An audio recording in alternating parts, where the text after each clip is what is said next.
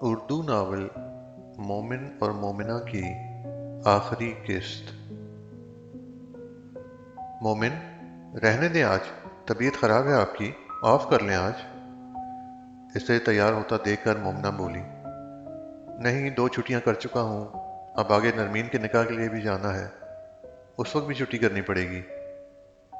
اچھا ٹھیک ہے، جیسے ٹھیک لگے آپ کو، آ جائیں باہر، میں ناشتہ لگاتی ہوں۔ وہ کہتی باہر نکلنے والی تھی جب وہ پیچھے سے بولا، میں نے ناشتہ نہیں کرنا۔ کیوں نہیں کرنا؟ میں نے اتنی محنت سے بنایا ہے تو کرنا پڑے گا، وہ کہتی باہر نکل گئی۔ بخار کی وجہ سے اسے کچھ بھی کھانے کو دل نہیں کر رہا تھا۔ وہ اپنا لیپ ٹاپ بیگ اٹھائے باہر جا رہا تھا جب وہ کچن کی کھڑکی سے بولی، اگر آج آپ ناشتہ نہیں کر کے گئے نا تو آئندہ کبھی بھی میرے ہاتھ کا پکا ہوا نہیں کھائیں گے۔ اچھا، تو اب یہ محترمہ دھمکیاں بھی دیا کریں گے، وہ سوچتا کچن کی طرف آیا۔ اچھا صرف چائے دے دو، وہ کرسی پر بیٹھتا ہوا بولا۔ میں نے اپنے ہاتھ کا پکا ہوا بولا تھا، چائے خالہ نے بنائی ہے۔ اچھا پھر آپ نے کیا بنایا ہے وہی دے دیں۔ میں نے آملیٹ بنایا ہے، وہ آملیٹ کی پلیٹ اس کے آگے کرتی بولی۔ اس نے 2-3 ہی نوالے لیے تھے، چائے دے دو مجھے۔ اگر آج آپ ناشتہ نہ کرتے اور آئندہ کبھی میرے ہاتھ کا کھانا نہ کھاتے تو پھر کہاں سے کھاتے ساری زندگی، وہ اس کے کپ میں چائے ڈالتی ہوئی بولی۔ اماں کے ہاتھ کا، پھر اپنی بیٹی کے ہاتھ کا بنا ہوا کھاتا، وہ مزے سے چائے کا سپ لیتا ہوا بولا۔ آپ مجھے سوری بھی تو بول سکتے تھے۔ نہیں، کم از کم اس کے لیے سوری نہیں بولتا۔ کیوں؟ اس نے پوچھا۔ کیونکہ تم سالن میں مرچیں بہت ڈالتی ہو، وہ چائے کا خالی کپ میز پر رکھتا ہوا بولا۔ اس نے حیرانگی سے اسے دیکھا۔ اب فالتو میں اپنا خون نہ جلاتی رہنا تم، واقعی میں سالن میں بہت مرچیں ڈالتی ہو۔ اللہ حافظ۔ وہ بات کو گھماتا اسے اللہ حافظ بول کر باہر نکل گیا۔ آگے ہی خون کی کمی ہے، پاگل تو نہیں ہوں جو آپ کی فالتو کی جلی کٹی باتوں کی وجہ سے اپنا خون جلاؤں، وہ انڈے کو زور سے توڑتی ہوئی بولی۔ آج جمعے کی نماز کے بعد ان کا نکاح تھا۔ وہ ابھی جمعے کی نماز پڑھ کر اپنے پارلر والی کے آگے بیٹھی تیار ہو رہی تھی۔ ہاں اب اس کے دل میں اس کے لیے محبت نہیں تھی، لیکن محبوب ملے نہ ملے، ادھوری محبت تو دل کے کسی کونے میں رہتی ہے نا۔ لیکن اس کے دل میں نہ ہی محبت تھی نہ ہی نفرت، وہ اس سے مکمل اس کو آزاد کر چکی تھی۔ وائٹ میکسی جس میں بہت نفاست سے سنہری رنگ کا کام کیا ہوا تھا، وہ پہنے اوپر اسی طرح کا دوپٹہ سر پر اوڑھے، وہ بہت اچھی لگ رہی تھی۔ اپی، میرے بال بہت درد کر رہے ہیں، پلیز اس سائڈ والی پن اتار دیں، ساتھ بیٹھی مومنہ سے اس نے کہا۔ اس کے بال اتنے لمبے اور گھنے تھے، آدھا گھنٹہ انہیں ڈھیر ساری پنس لگا کر قابو کیا تھا۔ گڑیا بہت مشکل سے سیٹ کیے ہیں، بس تھوڑی دیر کی بات ہے، اتار دینا، وہ اس کے دوپٹے کو سیٹ کرتی ہوئی بولی۔ کیا مصیبت ہے، وہ غصے سے بولی۔ کون سی مصیبت؟ مومنہ نے پوچھا۔ یہ بال، اور کون؟ وہ ناک چڑھاتی ہوئی بولی۔ ایسے نہیں بولتے، یہ تو عورت کی خوبصورتی ہوتے ہیں، اور ماشاءاللہ تمہارے تو بہت پیارے ہیں، وہ اسے پیار سے سمجھاتی ہوئی بولی۔ یہ تو امی کی وجہ سے ہیں، ورنہ میرے تک ہوتی تو میں ابھی گنجی ہوتی۔ اچھی بات منہ سے نکالتے ہیں، وہ اسے ٹوکتی ہوئی بولی۔ آپ بھی آج پیاری لگ رہی ہیں، وہ اس کو دیکھتی ہوئی بولی، جو کالے رنگ کی میکسی پہنے، کندھوں پہ مومن کی دی ہوئی وہی سیاہ چادر رکھے، اچھے سے سر کو حجاب سے کور کیے بہت پیاری لگ رہی تھی۔ شکریہ پیاری، شکریہ پیاری، لیکن تم آج بہت پیاری لگ رہی ہو، بالکل ایک پری کی طرح، وہ اس کی تعریف کرتی بولی۔ ابھی تک مومنہ کو جس نے بھی دیکھا تھا سب نے ہی تعریف کی تھی، بس ایک وہی تھا جس نے دیکھ کر تعریف کا ایک لفظ نہیں بولا تھا۔ وہ اس کی تعریف کرنے کے معاملے میں بہت کنجوس تھا۔ دوسری طرف وہ اپنے ٹیرس میں کھڑا تھا۔ گھر کے سبھی افراد گئے تھے نرمین کے نکاح پر، لیکن وہ نہیں گیا تھا۔ وہ جا کر مزید اسے تکلیف نہیں دینا چاہتا تھا، اس لیے اپنی نئی جاب کا بہانہ بنا کر وہیں گھر پر ہی تھا۔ میری دعا ہے نرمین، تمہیں بہتر نہیں بہترین عطا کیا جائے، تم ایک اچھی لڑکی ہو، باوقار سلجھی ہوئی عزت دار پاکیزہ لڑکی ہو، میری دعا ہے تمہیں بھی پاک مردوں میں سے ایک مرد عطا کیا جائے، وہ اسے دعا دیتا اندر کی جانب چلا گیا۔ وہ واقعی میں بہت خاص تھی، پاک تھی۔ اگر وہ عام لڑکی ہوتی تو عام لڑکیوں کی طرح اس کے آگے محبت کی بھیک مانگتی، لیکن اس لڑکی نے نہ تو اظہار کیا، کیونکہ وہ جانتی تھی کہ جو نصیب میں نہیں وہ کبھی بھی زندگی میں نہیں ملتا، چاہے ہم ناک زمین پر رگڑیں یا پھر جادو کروائیں، لیکن وہ ہمیں نہیں ملتا۔ اس لیے خود کو پاک رکھیں تاکہ آپ کو بھی پاک ہی ملے، کیونکہ پاک ہی پاک کو ملتا ہے۔ وہ نظریں جھکائے بیٹھی تھی جب اس کی ہونے والی ساس نے اس پر لال دوپٹہ رکھا۔ نیچے پیشانی تک وہ تھک چکی تھی۔ دل بہت بری طرح دھڑکا۔ انجان شخص تھا وہ اس کے لیے، نہ کبھی دیکھا تھا، لیکن آج اپنا نام اس کے نام کے ساتھ جوڑنے جا رہی تھی۔ بابا اور کچھ مرد حضرات اندر آئے تھے۔ عورتیں جو کب سے گھر کے کبے کھا کر آئی تھیں، ان کی زبان کو بریک لگ گئی تھی۔ مولوی صاحب نے اس کی مرضی پوچھی، کیا آپ کو یہ نکاح قبول ہے؟ یا اللہ، میرے دل سے اس نامحرم کی محبت کو نکال دے۔ قبول ہے۔ کیا آپ کو قبول ہے؟ یا اللہ، میرے دل میں میرے محرم کی محبت کو ڈال دے۔ قبول ہے۔ کیا آپ کو یہ نکاح قبول ہے؟ یا اللہ، میری دونوں دعاؤں پر اپنا کن فرما دے۔ قبول ہے۔ آخری بار دل باہر کو آیا تھا۔ جیسے ہی بابا نے نکاح نامہ آگے کیا، ہاتھ بے حد کانپ رہے تھے۔ پہلے پیج پر سائن کیے، دل کانپا تھا۔ دوسرے پیج پر سائن کیے، ہاتھ لرز گئے تھے۔ تیسرے پیج پر سائن کیا، روح تک کانپی تھی۔ میں نامکمل سی لڑکی تیری محرم بننے کے بعد مکمل ہو گئی ہوں۔ باپ کے سینے سے لگ کر وہ روئی تھی، بے تحاشا روئی تھی۔ ابھی اسے وہ نہیں یاد آ رہا تھا۔ ابھی اسے اپنے باپ کا نام اپنے نام سے ہٹ جانے کا غم تھا۔ اب وہ نرمین اکرام نہیں رہی تھی، اب وہ نرمین روحان بن گئی تھی۔ آسان نہیں ہوتا ایک لڑکی کے لیے اپنے نام کے ساتھ سے اپنے بابا کا نام ہٹانا۔ اس کے لیے روح لرز جاتی ہے، ہاتھ کانپ جاتے ہیں، دل ڈر سا جاتا ہے۔ اتنی بہادر صرف ایک کمزور سی لڑکی ہی ہوتی ہے۔ اسے سینے سے الگ کرتے، اس کی پیشانی کو چومتے وہ باہر نکل گئے تھے۔ آج ان سے برداشت نہیں ہو رہا تھا۔ اگر وہ کچھ دیر اور اسے اسی طرح روتا دیکھتے تو شاید خود بھی رونے لگ جاتے۔ مرد اس وقت خود کو بہت بے بس محسوس کرتا ہے جب وہ اپنی لاڈوں سے پالی گڑیا کسی انجان کے حوالے کرتا ہے۔ مومنہ نے اسے گلے لگایا تھا، وہ اس کانچی گڑیا کا حال دل جانتی تھی۔ اس پر بھی یہ منظر گزرا تھا، لیکن اس کے پاس وہ سینہ نہ تھا جس سینے سے لگ کر وہ بھی روتی اور بے تحاشا روتی۔ سب اسے گلے لگا کر مبارک دے رہے تھے۔ وہ شخص اچھا تھا، سب ہی سے یہی بول رہے تھے، لیکن یہ تو اللہ ہی جانتا ہے نا کہ وہ اس کے لیے کتنا اچھا ثابت ہوگا۔ 6 سال بعد آج 29واں روزہ تھا۔ آج ان کے محلے کی مسجد میں قرآن مکمل ہونا تھا۔ تراویح پڑھی جا رہی تھی۔ نیچے سب مرد تھے اور اوپر عورتیں۔ آخری صف میں کھڑی وہ قرآن سن رہی تھی۔ وہ ہر بار کھو سی جاتی تھی اس کی آواز میں۔ آج قاری صاحب کی طبیعت خراب تھی، اس لیے وہ نہیں پڑھا سکے تھے۔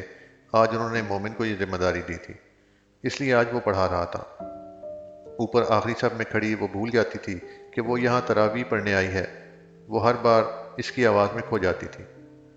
آج مسجد میں ہر عورت اسے رشک سے دیکھ رہی تھی۔ کتنی خوش نصیب تھی نا جسے یہ شخص عطا کیا گیا تھا۔ آج قرآن مجید مکمل ہو چکا تھا، اب دعا ہو رہی تھی۔ اس کا دل مچل رہا تھا اسے دیکھنے کو۔ وہ اسے کہنا چاہتی تھی کہ اس آواز میں اسے قرآن سننا اچھا لگتا ہے، لیکن وہ ابھی نیچے ہی تھا۔ اپی چلیں؟ رملہ نے آ کر اس کو ہلا کر پوچھا۔ سب جا رہے ہیں؟ ہاں چلو، وہ اٹھتی ہوئی بولی۔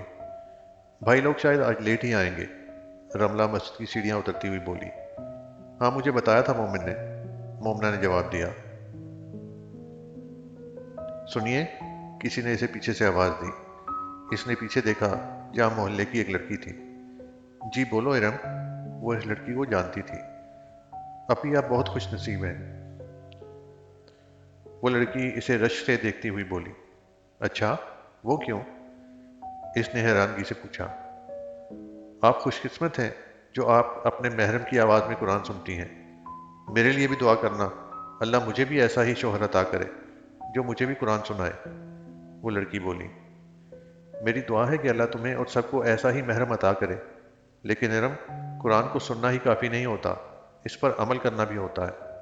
وہ اسے دعا دیتی ہوئی بولی، جی آپ صحیح بول رہی ہیں، قرآن پر عمل کرنا لازمی ہے۔ وہ دیکھیں مجھے سب چھوڑ کر آگے نکل گئی ہیں، میں چلتی ہوں ورنہ اکیلے جانا پڑے گا، اللہ حافظ۔ وہ لڑکی سامنے ان عورتوں کی طرف اشارہ کرتی ہوئی بولی جن کے ساتھ وہ آئی تھی، اور اب وہ لوگ اسے چھوڑ کر جا رہی تھی۔ دنیا ایسی ہی ہے، پیچھے چھوڑ جانے کے لیے۔ جاؤ تم، اور ان کو شکوہ نہ کرنا کہ تمہیں پیچھے چھوڑ آئی ہیں، کیونکہ انہوں نے الزام تمہیں ہی دینا ہے کہ تم پیچھے رہ گئی تھی۔ وہ اسے کہتی آگے چلی گئی۔ پیچھے وہ لڑکی بھی ان عورتوں کے ساتھ پہنچنے کے لیے جلدی جلدی چل رہی تھی۔ وہ دونوں گھر پہنچی تھیں۔ سامنے نور اپنی دادی کی گود میں سر رکھے ان کے ساتھ کھیل رہی تھی، اور احمد اپنی دادی کی گود میں مزے سے سو رہا تھا۔ السلام علیکم خالہ، دونوں نے انہیں سلام کیا۔ وعلیکم السلام، قرآن مکمل ہو گیا؟ انہوں نے سلام کا جواب دیتے ہوئے پوچھا۔ جی خالہ، الحمدللہ مکمل ہو گیا، مومنہ احمد کے بالوں کو سلجھاتی ہوئی بولی۔ کاش مجھے یہ جوڑوں کو درد نہ ہوتا تو میں بھی آج جاتی۔ اسی لیے کہتے ہیں نا کہ جوانی میں اتنی عبادت کر لو کہ آگے بڑھاپے میں کوئی ایسی بیماری لگ جائے جس کی وجہ سے عبادت نہ کر سکو، تو اللہ کے پاس جاتے ہوئے کچھ اعمال تو ہوں جو اسے دکھا سکو۔ خالہ، اللہ تو نیت دیکھتا ہے نا، اور آپ کی نیت صاف ہے نا، مومنہ انہیں تسلی دیتی ہوئی بولی۔ خالہ یہ کب سویا تھا؟ رملہ ان کی گود سے احمد کو اٹھاتے ہوئے بولی۔ بس کچھ ہی دیر ہوئی ہے، وہ اپنی ٹانگیں سیدھی کرتی ہوئی بولی۔ رملہ نے جیسے ہی اسے اٹھایا تو وہ اٹھ گیا۔ ننھے ننھے ہاتھوں سے اپنی آنکھوں کو رگڑتے وہ بہت کیوٹ لگ رہا تھا۔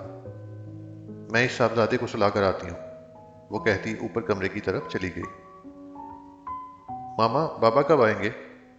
ماما کی گود میں بیٹھی نور نے توتلی زبان میں اس سے اپنے باپ کا پوچھا۔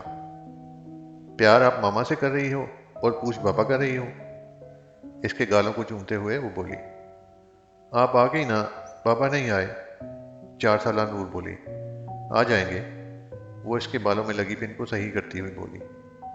نور ماں سے زیادہ مومن سے پیار کرتی تھی۔ اکثر وہ آفس سے لیٹ ہوتا یا اپنے دوستوں کے ساتھ ہوتا تو وہ اپنی ماں کے ساتھ ہی باپ کا انتظار کرتی۔ وہ آتا، پھر اس سے پیار لے کر وہ سوتی تھی۔ احمد سو جاؤ نا بیٹا، وہ کب سے اسے سلا رہی تھی۔ اس کو سلاتے سلاتے اسے نیند آ گئی، لیکن وہ ابھی بھی اپنی گول مٹول آنکھیں پوری طرح کھولے اسے دیکھ رہا تھا۔ بالکل اپنے باپ پر گئے ہو، ڈھیٹ، وہ اس کے گال کو زور سے چومتی ہوئی بولی۔ بابا، اس نے دروازے کی طرف اشارہ کیا۔ اس نے بھی دروازے کی طرف دیکھا۔ کہاں تھے، تراویح پڑھنے کیوں نہیں آئے؟ وہ احمد کو گود میں اٹھاتی ہوئی بولی۔ مصروف تھا، وہ اتنا ہی بولا۔ ایسی بھی کیا مصروفیت تھی جو تم نے آج آخری تراویح نہیں پڑھی؟ وہ اسے جانچتی نظروں سے دیکھتی ہوئی بولی۔ بھائی کے پیچھے تراویح پڑھنے میں مصروف تھا۔ وہ ایک بچے کا باپ بن کر بھی ابھی بھی ویسا ہی تھا۔ اچھا، لیکن میں نے تو آج نہیں دیکھا آپ کو، وہ طنزیہ بولی۔ تو تم مسجد تراویح پڑھنے جاتی ہو یا اوپر سے مجھے جھانکنے؟ وہ ٹوپی سر سے اتارتا ٹیبل پر رکھتا بولا۔ جی نہیں، آج میں نے تمہیں مسجد میں داخل ہوتے نہیں دیکھا تھا نا، اس لیے پوچھا، وہ بولی۔ وہ احمد کو اٹھا کر باہر گیلری میں لے آیا۔ وہ اس کے پیچھے ہی چلی آئی۔ کل عید ہے کہ نہیں؟ رملہ نے پوچھا۔ تو یہ کس لیے رکھا ہوا ہے، پتہ کرو نا، وہ اس کے ہاتھ میں اٹھائے موبائل کی طرف اشارہ کرتا ہوا بولا۔ وہ یہ بولا تھا کہ اس کے موبائل پر میسج کی ٹون بجی۔ اس نے جیب سے موبائل نکالا۔ احمد جو موبائل کو دیکھ کر ایک دم اچھلا تھا، اسے دیکھ کر وہ بولا، دیکھو اپنی طرح میرے معصوم بیٹے کو بھی موبائل کا عادی نہ بنا دینا۔ ہاں بس سارا قصور میرا ہی ہے نا، وہ ناچ چڑھاتی ہوئی بولی۔ میرے چاند کو چاند رات مبارک ہو، وہ موبائل جیب میں ڈالتا اسے دیکھ کر بولا۔ ہاں چاند تو میں ہی ہوں، وہ سامنے تو کدو لٹک رہا ہے نا، وہ آسمان پر چمکتے چاند کی طرف اشارہ کرتی ہوئی بولی۔ نہیں، وہ تو آسمان کا چاند ہے نا، میرا چاند تو تم ہو نا، وہ احمد کو اچھالتا ہوا بولا۔ اچھا، تبھی ہر وقت مجھے دیکھ کر سورج کی طرح جلتے رہتے ہو، وہ احمد کو اپنی طرف بلاتی ہوئی بولی۔ لیکن احمد نے آگے سے نام میں گردن ہلا دی اور دوسری طرف منہ کر گیا۔ شاباش میرے شہزادے، آج تو نے باپ کے دل میں ٹھنڈی ٹھنڈی برف پھینک دی ہے۔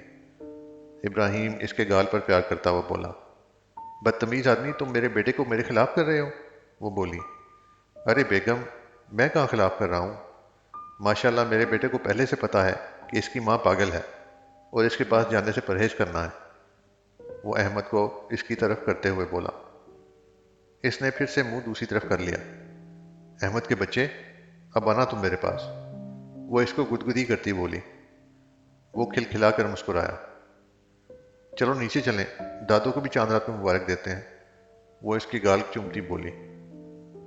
لائٹ بند کر کے آنا، بجلی بہت مہنگی ہے، کل بھی تم لائٹ کو کھلی چھوڑ کر نیچے بیٹھی ہوئی تھی۔ وہ اس سے لائٹ بند کرنے کا بولتا نیچے کی طرف چلا گیا۔ پیچھے وہ بھی لائٹ بند کر کے نیچے کی طرف چلی آئی۔ آرام سے اترو سیڑھیاں، میرے بیٹے کو نہ گرا دینا، وہ اسے سیڑھیاں پھلانگتا ہوا دیکھ کر بولی۔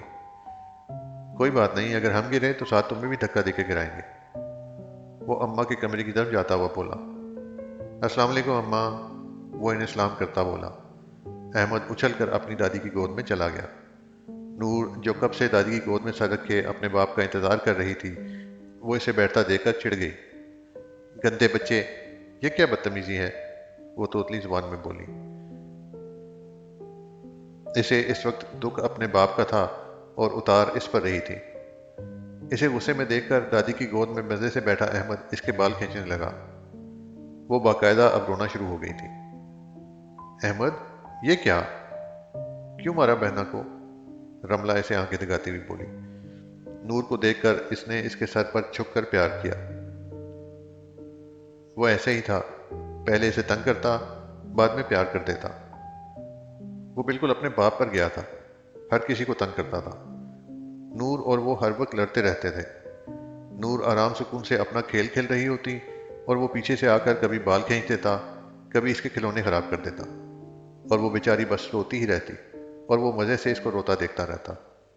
جب وہ رو رو کر بھی چپ نہ ہوتی تو وہ اسے پیار دے کر راضی کر لیتا۔ وہ چھوٹے سے نرم دل والی لڑکی اسے پھر سے اپنے ساتھ کھلانے لگ جاتی۔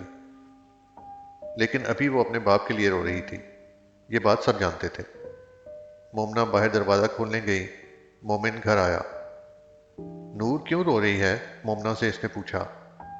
پتہ نہیں، میں تو ابھی آپ کے لیے دروازہ کھولنے آئی ہوں، ابھی پیچھے روئی ہے، وہ اس کی بات کا جواب دیے بغیر ہی اندر اماں کی کمرے کی طرف چلا گیا، جہاں اس کی نور نہ جانے کب سے اس کی یاد میں رو رہی تھی۔ السلام علیکم، سب کو سلام، اس نے روتی نور کو گود میں اٹھایا۔ کیا ہوا میری بیٹی کو؟ وہ اس کے گال چومتا اس سے پوچھ رہا تھا۔ یہ ہاتھ کے اشارے سے اس نے احمد کی طرف اشارہ کیا۔ ہاں بھائی جوان، کیوں تنگ کر رہے ہیں آپ میری بیٹی کو؟ اس نے احمد کی ناک کو کھینچتے ہوئے پوچھا۔ دادی کی گود میں بیٹھا احمد اس کے پوچھنے پر کھلکھلا کر مسکرایا تھا۔ اسے اس طرح مسکراتا دیکھ کر کمرے میں موجود سبھی لوگ مسکرا گئے۔ آج اگر ان کے دادا ہوتے تو کتنا خوش ہوتے نا انہیں اس طرح دیکھ کر، اماں اداسی آواز میں بولی۔ کمرے میں موجود سبھی ان کے ذکر پر اداس ہو گئے تھے۔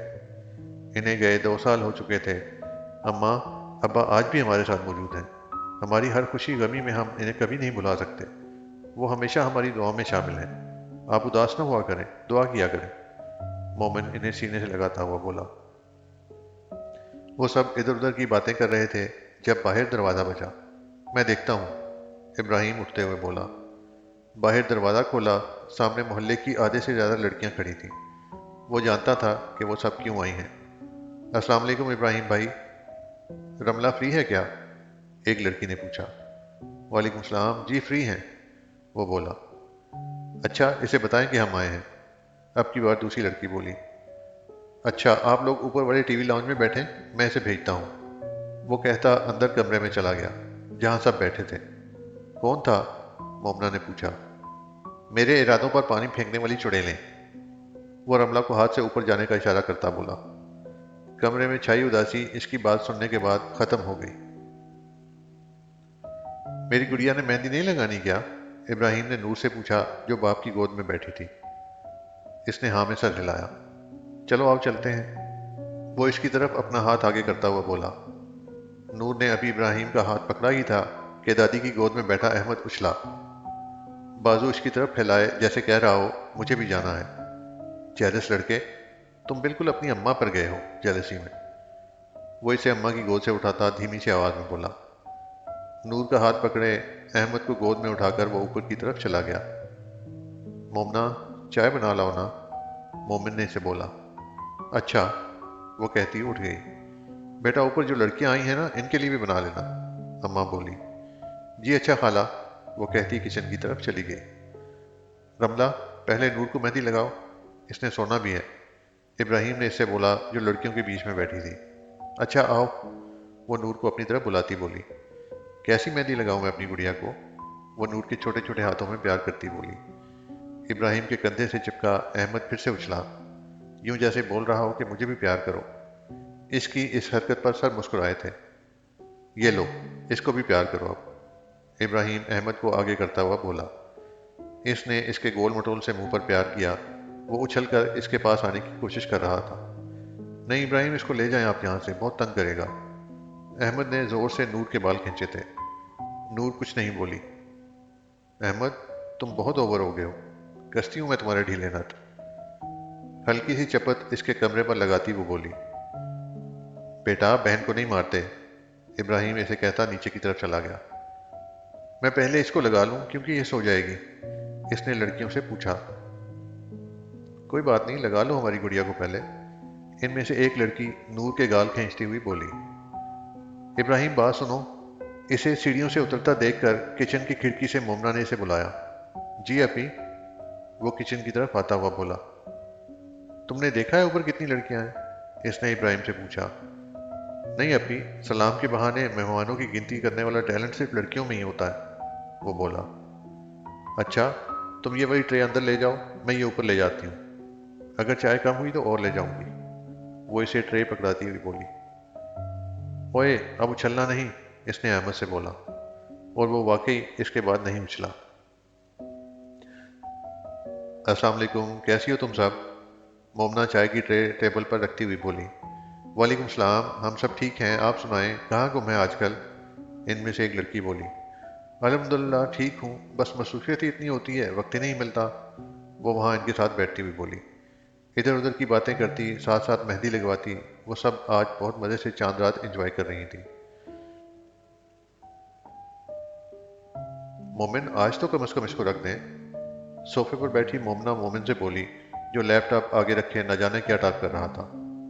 وہ پچھلے 1 گھنٹے سے کچھ ٹائپ کر رہا تھا، بس تھوڑا سا رہ گیا ہے، وہ لیپ ٹاپ پر نظریں جمائے مصروف انداز میں بولا۔ ویسے میں سوچ رہی ہوں کہ اگلے رمضان میں اعتکاف بیٹھ جاؤں، جب تک نور بھی بڑی ہو جائے گی، وہ اپنی مہندی سکھاتی ہوئی بولی۔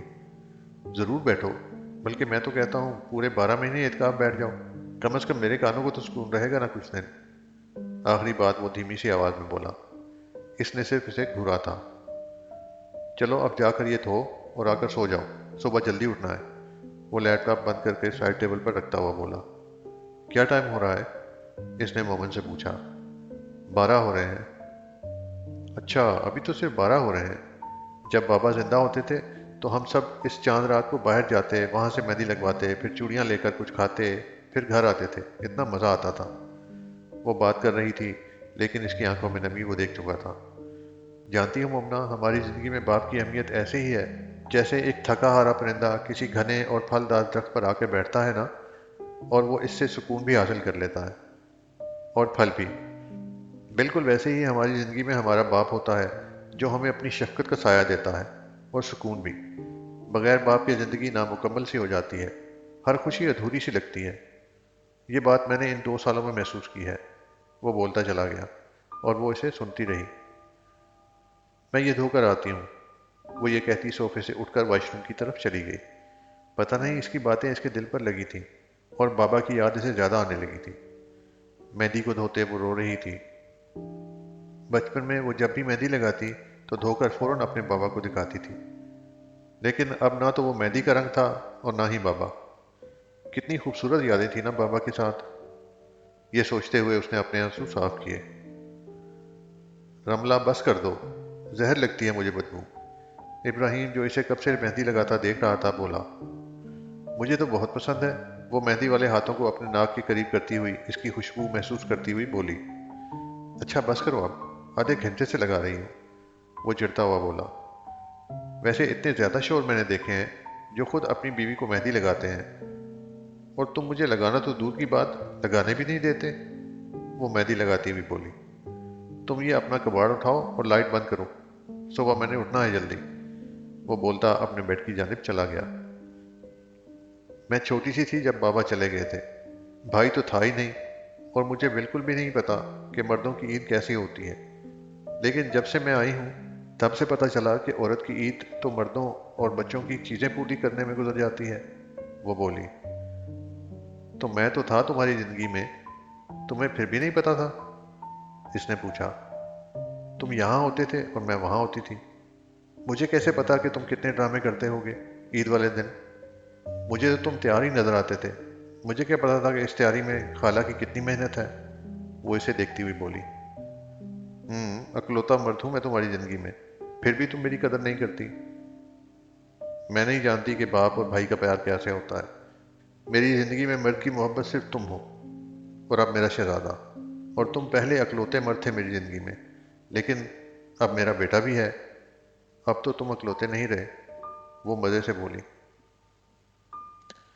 ہم جب اکلوتے تھے تو بڑا ہمیں کوئی پیار کرتا تھا، جو اب کرے گا، وہ بولا۔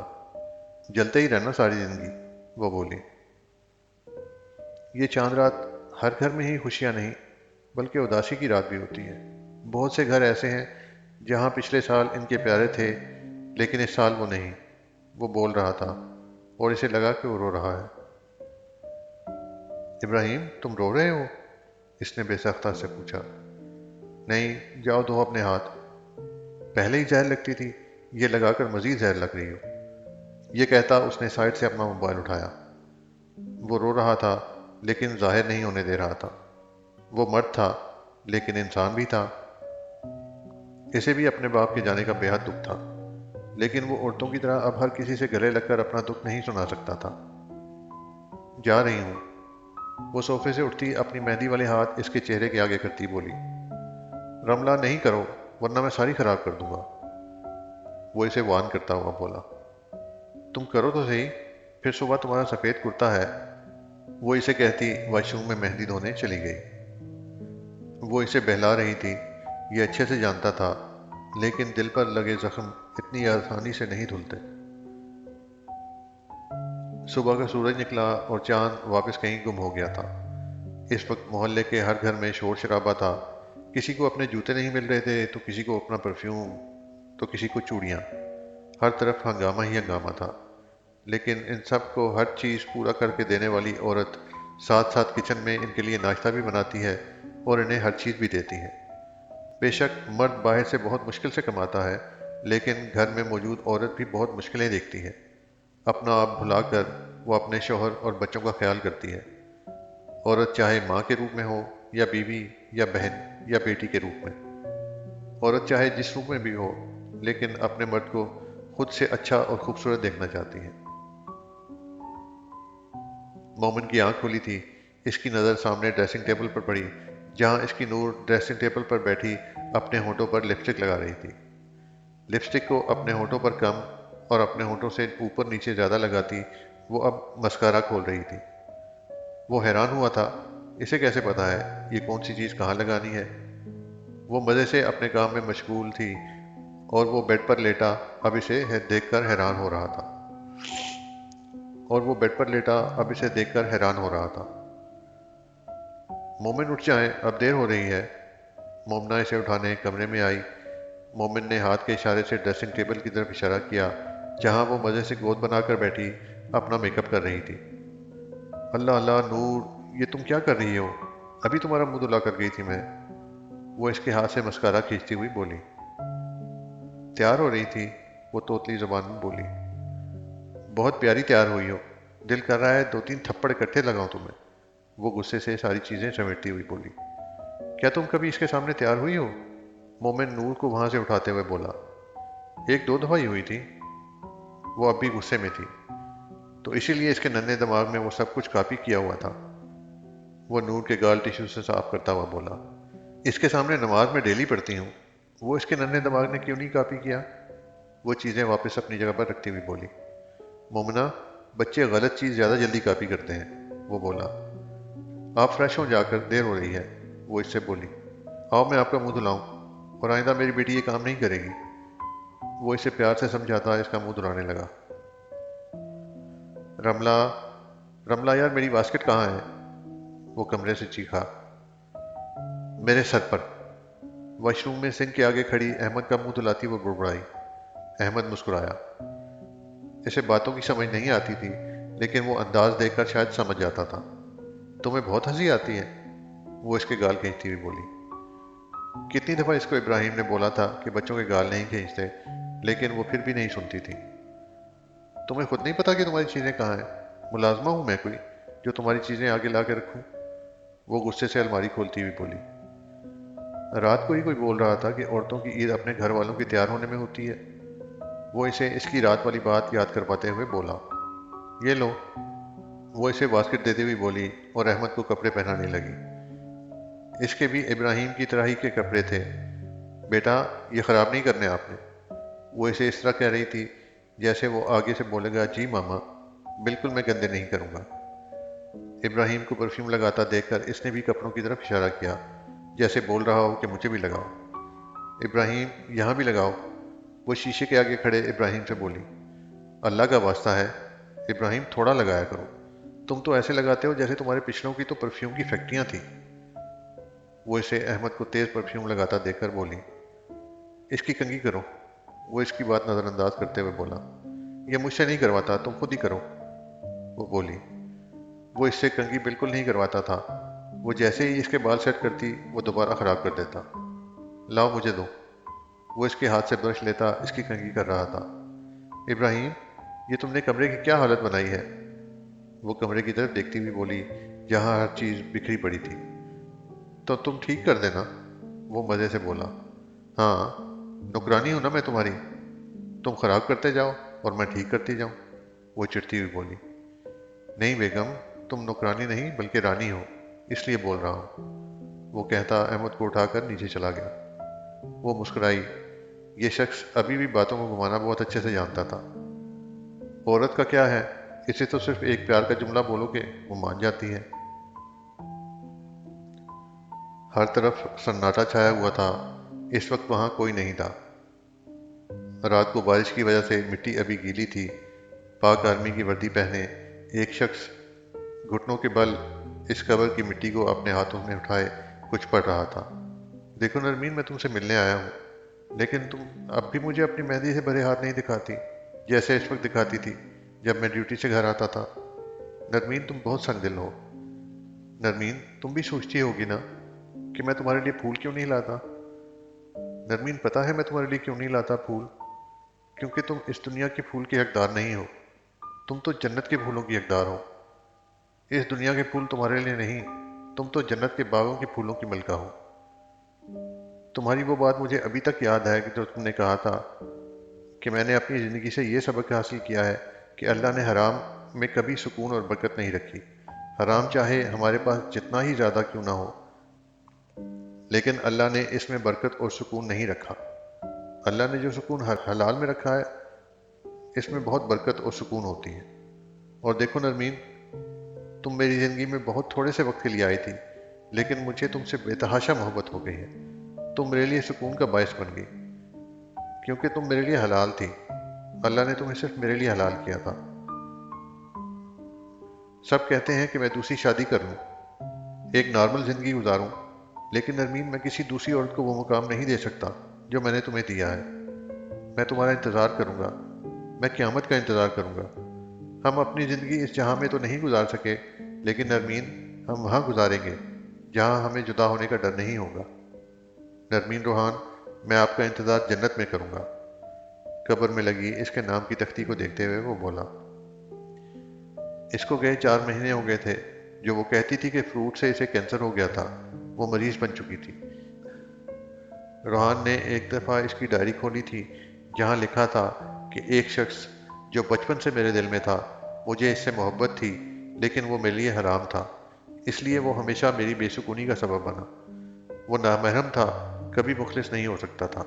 اور ایک شخص جو میری زندگی میں ابھی آیا، جسے میں جانتی بھی نہیں تھی پہلے، لیکن وہ میرا محرم بننے کے بعد وہ میرے لیے سکون کا باعث بنا، کیونکہ وہ میرے لیے حلال تھا، میرا محرم تھا، میرا مخلص تھا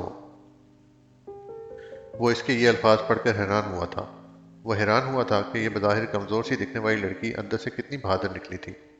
وہ ڈائری بند کرنے والا تھا، لیکن ایک جگہ بہت خوبصورتی سے لکھا ہوا تھا: مجھے موت سے ڈر نہیں لگتا، موت برحق ہے۔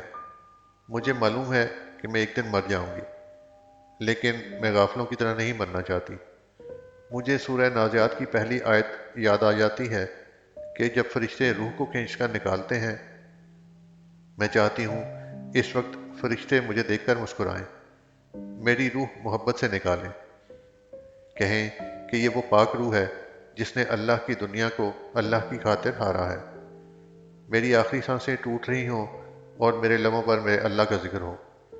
جب میری روح نکلے، حکم آئے: اے نفس مطمئنہ، لوٹ جا اپنے رب کی طرف، تیرا رب تجھ سے راضی ہوا، جنت میں داخل ہو جا۔ میں قبر میں جا کر سکون پاؤں، میرے اپنے، میرے ایمانی ساتھی میری بخشش کی دعا کریں، میرا فانی سفر مکمل ہو، اور یوں میری روح اس خالق حقیقی سے جا ملے۔ ہاں، اس نے اللہ ہی کے لیے اللہ ہی کی دنیا چھوڑ دی تھی۔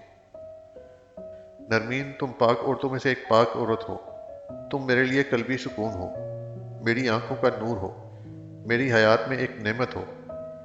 میں اللہ سے جنت میں تمہارا ساتھ ضرور مانگوں گا۔ وہ یہ کہتا اٹھ گیا تھا۔ اس کی ماں تھی، بہنیں تھیں، وہ ایک رشتے کے لیے اپنے اتنے مخلص رشتوں کو تکلیف نہیں دے سکتا تھا۔ مٹی کی بنی وہ قبر وہ پیچھے چھوڑ آیا تھا۔ اس نے مرنے سے پہلے نصیحت کی تھی کہ میری قبر پکی نہیں کرنی، کیونکہ اس ذات کی قبر کچی ہے جس کے لیے اللہ نے یہ کائنات بنائی ہے، تو میں کس کھیت کی مولی ہوں جو میری قبر پکی ہو۔ ہم حضرت محمد صلی اللہ علیہ وسلم کے عاشق تو بہت بنتے ہیں، لیکن ان کی باتوں پر عمل نہیں کرتے۔ وہ دونوں عید کی نماز پڑھ کر آئے تھے۔ ان سب نے قبرستان جانا تھا۔ بچوں کو وہ اپنی نانی کے پاس چھوڑ آئے۔ اماں، آپ کس کے ساتھ جائیں گی؟ ابراہیم نے پوچھا۔ ایک وقت تھا جب مہینے کے آخر میں ان کی دوائیاں ختم ہو جاتیں تو وہ ان کو نہیں بتاتی تھی کہ مہینے کے آخر بہت مشکل ہوتا ہے۔ اس وقت تنخواہ دار طبقہ بالکل کنگال ہو چکا ہوتا ہے، لیکن اب ایک وقت یہ ہے کہ ان کی دوائیاں بڑی ہوتی ہیں کہ ان کے بیٹے اور لے آتے ہیں، اور ان کے دونوں بیٹوں کے پاس اپنی اپنی گاڑی تھی۔ آج وہ ان سے پوچھ رہے تھے کہ آپ کس کے ساتھ جائیں گی؟ انہوں نے تھوڑے میں شکر ادا کیا تھا، تو پھر اللہ کیسے انہیں اتنا نہ دیتا؟ اللہ تو کہتا ہے کہ تم میرا شکر ادا کرو، میں تمہیں اور دوں گا۔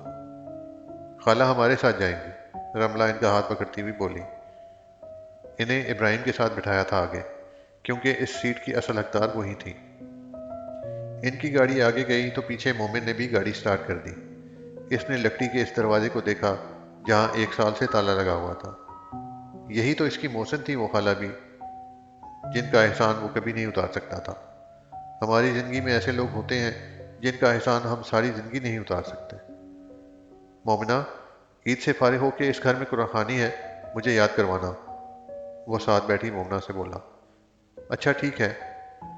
وہ خاموش بیٹھی تھی جب اس نے اس کی خاموشی کو توڑا۔ مومنہ، جانتی ہو اس دنیا میں کامیاب انسان کون ہے؟ اس نے مومنہ سے پوچھا۔ کون؟ اس نے پوچھا۔ وہ جو مرنے سے پہلے مرنے کی تیاری کرتا ہے، وہ اس دنیا میں کامیاب ترین انسان ہے، وہ بولا۔ لیکن مومن، پتہ ہے کیا، ہم جس معاشرے میں رہتے ہیں نا، وہاں اگر کوئی غافل شخص اگر ہدایت کی رسی پکڑ لے نا، تو پتہ ہے یہ لوگ کیا کہتے ہیں؟ وہ جیسے سانس لینے کو رکی۔ یہ لوگ کہتے ہیں 900 چوہے کھا کے بلی حج کو چلی۔ لیکن مومن، یہ لوگ یہ نہیں سوچتے کہ بلی تو پھر 900 چوہے کھا کے حج کو چلی گئی، لیکن آپ نے تو 1000 چوہے کھا لیے، لیکن آپ نہیں گئے۔ ہمارے معاشرے میں اگر کوئی گناہوں سے توبہ کر لینا تو یہ لوگ اسے بار بار وہ گناہ یاد کرواتے ہیں۔ وہ لمبی سانس لیتی خاموش ہوئی۔ مومنہ، یہ آیت انہی لوگوں پر اتری ہے کہ بہرے گونگے ہیں، انہیں اگر کوئی ہدایت کی بات بتاؤ گے نا تو وہ اندھے اسے مذاق میں لیں گے، وہ بولا۔ جانتے ہو، جب میں نے پہلی بار عبایا پہنا تو محلے کی عورتیں مجھے کہتی تھیں کہ مومنہ، تمہیں اس گرمی میں کیا یاد آئی ہے نقاب کی؟ کچھ کہتی تھیں ابھی تو تمہاری عمر ہے فیشن کرنے کی، اور تم نے یہ کالا کمبل اوڑھ لیا ہے۔ میں حیران ہوتی تھی کہ حجاب کے لیے بھی کوئی موسم دیکھتا ہے؟ اللہ کے حکم کے آگے ہمارے لیے اس دنیا کا فیشن کیا ہے؟ ہمارے ہاں اچھے کاموں کو سراہنے والے کم اور غفل کرنے والے زیادہ ہیں، وہ بولی۔ مومنہ، تم خوش قسمت تھی جو اللہ کے حکم کو فوراً مان گئی۔ اس دنیا میں جو اتنے غافل ہیں کہ اگر ان کے سامنے اللہ کے حکم کو رکھے تو وہ ٹال جاتے ہیں۔ وہ کہتے ہیں ہم کر لیں گے، تم جاؤ اپنا کام کرو۔ وہ بہت غافل ہوتے ہیں۔ اللہ نے ایسے لوگوں کی رسی ڈھیلی کی ہوئی ہوتی ہے، لیکن وہ منہ کے بل گرتے ہیں۔ اللہ جب ناراض ہوتا ہے تو وہ رزق نہیں کھینچتا، بلکہ وہ سجدے کی توفیق لے لیتا ہے۔ اور میری زندگی میں اللہ مجھ سے بہت عرصہ ناراض رہے ہیں، لیکن اب میں اللہ کو ناراض نہیں کرتی۔ اب میں ہر وہ کام کرنے کی کوشش کرتی ہوں جس سے اللہ خوش ہو جائے۔ وہ گاڑی سے نیچے اترتی ہوئی بولی۔ آگے ابراہیم کی گاڑی بھی پہنچی ہوئی تھی، وہ شاید پہلے پہنچ گئے تھے۔ یہ لڑکا بہت تیز ڈرائیو کرتا ہے، مومن اس کی گاڑی کو پہلے دیکھ کر بولا۔ اس کے قدم کے پیچھے قدم رکھتی وہ مسکرائی۔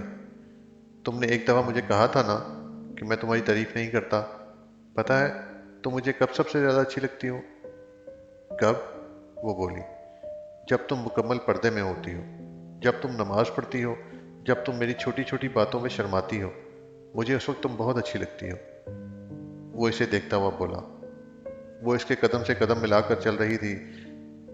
سفید کرتے شلوار والا وہ مرد اب اس سیاہ عبایا والی لڑکی کو کچھ اور بتا رہا تھا، اور مومن کی مومنہ نے اس کی بات پر اثبات میں سر ہلایا تھا۔ یہ وہ جگہ ہے جہاں ہمیں مہینے میں، سال میں ایک مرتبہ ضرور جانا چاہیے، تاکہ ہمیں یاد آئے کہ ہم نے بھی یہاں آنا ہے، اور یہاں ہمیں کوئی ہمارا یار دوست کام نہیں آئے گا۔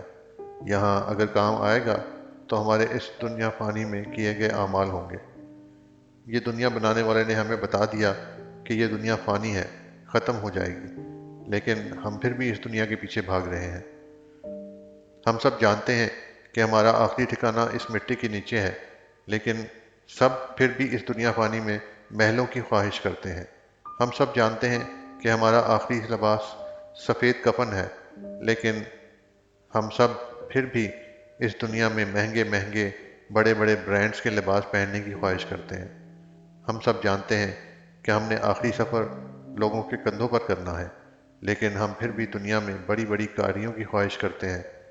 ہم سب کا ایمان ہے کہ ہم نے ایک دن فانی دنیا کو چھوڑ جانا ہے، لیکن ہم سب اس فانی دنیا میں اتنے غرق ہو چکے ہیں کہ اپنے ایمان کو بھول چکے ہیں۔